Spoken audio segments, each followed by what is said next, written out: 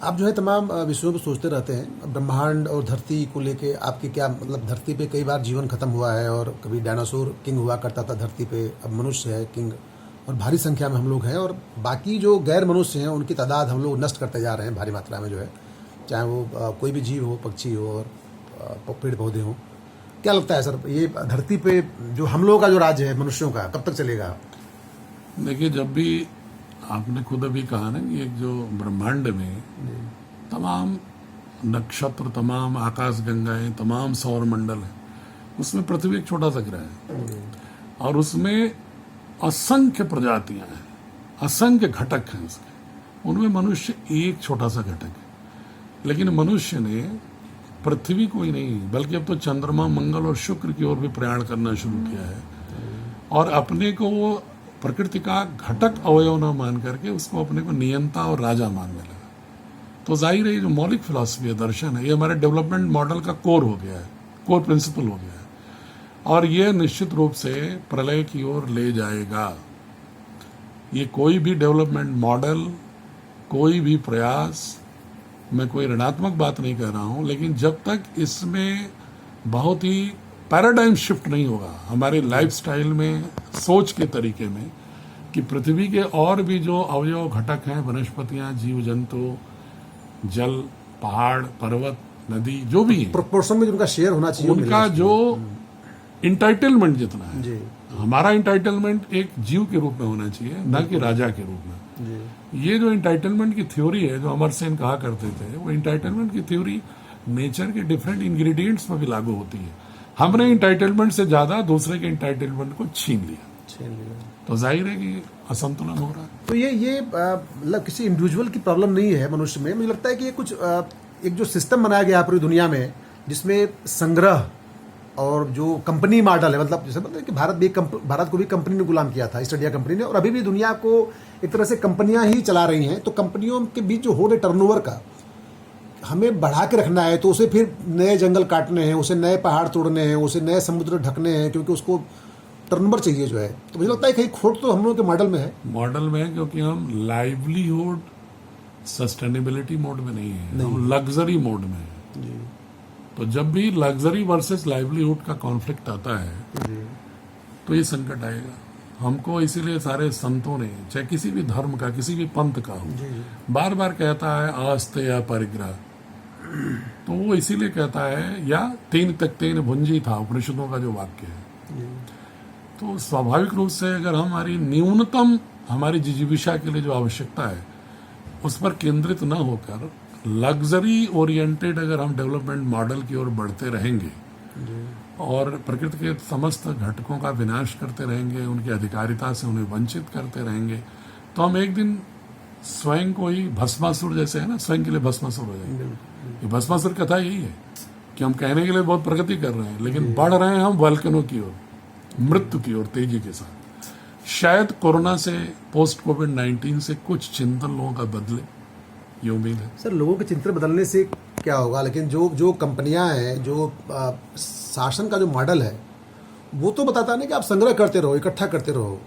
हमें स्टेट से न हेल्थ की गारंटी है, न एजुकेशन की गारंटी है, जो कुछ भी मिल रहा है सब महंगा है, प्राइवेट सेक्टर में है। तो आदमी को लगता है कि पैसे इकट्ठा करना उसका प्राथमिक कार्य है। पैसे के लिए उसे जो कुछ भी करना होता है, जितने भी पेड़ काटने होंगे, जितने भी तालाब पाटने होंगे, जितना भी कब्जा करना होगा, वो सब कर रहा है। तो मुझे लगता है कहीं खोट इंडिविजुअल में नहीं है, ये पूरे शासन पद्धति और प्रणाली में है। मतलब गांधी जी यहाँ पे ज्यादा याद आते हैं, मुझे लगता है कि गांधी का जो मॉडल है, बड़ा स्वाभाविक है कि व्यक्ति के अंदर तो वो पर्यावरण से निर्देशित होता है। जो सामाजिक पर्यावरण है, जो बच्चा पैदा होता है, तो सोशलाइजेशन के प्रोसेस में बच्चे के चाइल्ड का जो सोशलाइजेशन होता है, उसी दौर में हम जिस तरह की शिक्षा पद्धति में जो परोसते हैं, उसी को वह एक बिंब बन जाता है उसके मस्तिष्क में और उसका अवचेतन उसी तरह निर्मित होता है, वो जीवन पर उसी तरह आगे बढ़ता है। और पॉलिसीज भी हमारी होड़ जो है राष्ट्रों के मध्य में एक ऐसे चक्र में फंसे हुए हैं पॉलिसी वाइज कि हम उससे विड्रॉल भी करने में दिक्कत है।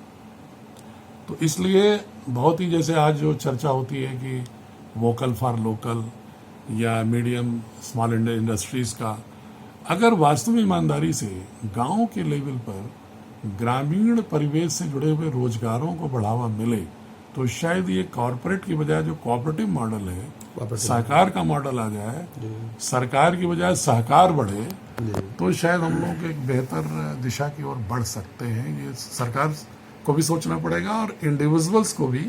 देखिए, डेमोक्रेसी प्रेशर ग्रुप से होती है। अगर दबाव समूह सरकार पर दबाव डालेंगे तो दबाव नीति परिवर्तन स्वाभाविक है, वो करने पड़ेगा सरकार।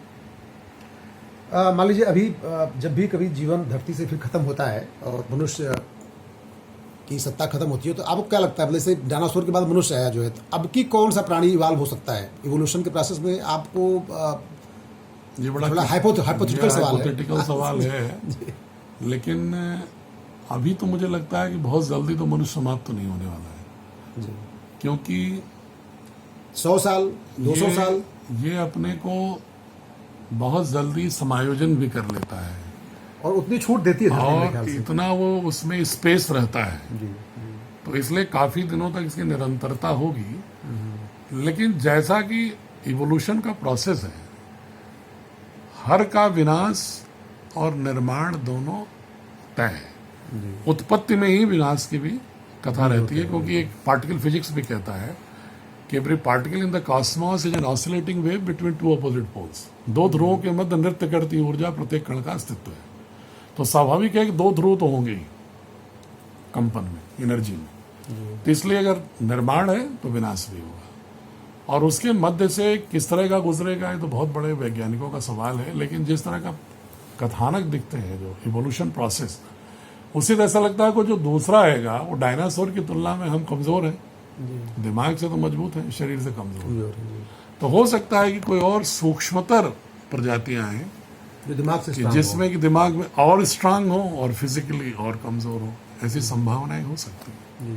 भयंकर छटनी और बंदी का दौर चल रहा है। बहुत सारे साथी बेरोजगार हैं, मीडिया कर्मी जानते हैं, बहुत सारे सेंसिटिव लोग होते हैं, बहुत ही बेहतर लोग होते हैं। तो इनके लिए आप क्या कहेंगे? मतलब अगर उन्हें कुछ अपना शुरू करना हो तो इससे मुझे लगता है कि हर्बल फार्मिंग का एक बहुत बड़ा एरिया खाली है।